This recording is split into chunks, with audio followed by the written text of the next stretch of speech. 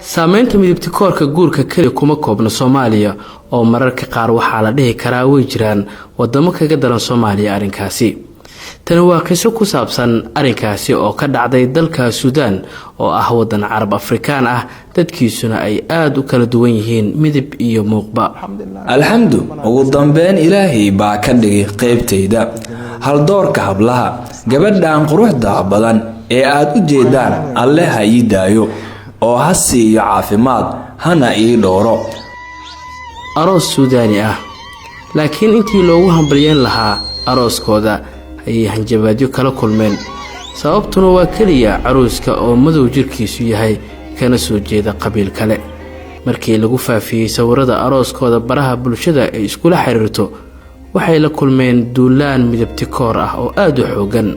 aakhir zamaanku boqoradu waxa ay guursanaysaa adoonkeeda. wallaahi tani calaamadihii qiyaami weeye. hadda gabadhani ma waxa ay weysay wiil carbeed oo ay guursato. hana qarabina ku ekaada xaalkiina oo guursada gabdhihiina. midabtikoorkii ay la kulmeen ayaa nagu dhaliyay in aanu baarno lamaanahani si aan u maqalno waxa ay kaga jawaabayaan wixii dhacay. amana dheh wax wanaagsan ama aamus looma baahnacay. anigu waxaan leeyahay u daaya dadka sida ay yihiin. ugu dambeyn anagu waxaanu nahay awlaad hal balad ka soo wada jeeda. aniga iyo isagu waan isku qanacsannahay, waan isjecelnahay, waana sii wadaynaa xiriirkeena. waa dhamaysanay hawsheena, haddana gurigeena ayaan fadhinaa. Riim Al-Qawjari waa 23 jir ka shaqeynaysay meelaha dumarka lagu qurxiyo.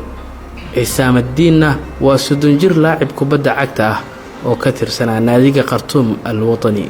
dhamaadkii sanadkii 2017 ayay isarkeen markii ugu horeysay xilliga oo uu jaceylku asiibay is-aragoodii ugu horeeyay. ugu dambeyn jaceylkaasi ayaana dhaliyay guurkooda. wuxuu ahaa jaceylkooda mid ka xoog badan midabka jirka iyo qabiilada ay ka soo jeedeen.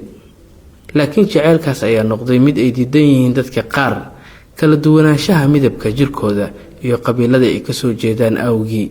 oo Casaam waxa uu ka soo jeedaa qabiilka Nooba, Riimna qabiilka Al-Maxsi la yiraahdo. dadka qaar ayaa rumaysan qabiilka Casaam in aysan ahayn asal ahaan Carab midabka jirkiisa awgii. waxaanu nahay Suudaaniyiin waxba ma jiraan. maxay tahay midabka iyo dhalashada? ugu dambeyn guurka waa qayb iyo nasiib. ma jiro kani waa waqooyi ama waa koonfur ama waa bari.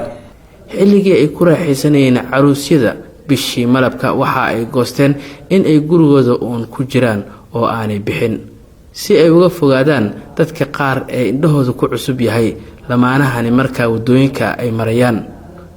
xataa waxa ay xireen akoonadii ay ku lahaayeen baraha bulshada ay ku xiriirto si ay uga fogaadaan caayda iyo hadallada midabtikoorka ah oo ay la kulmayaan.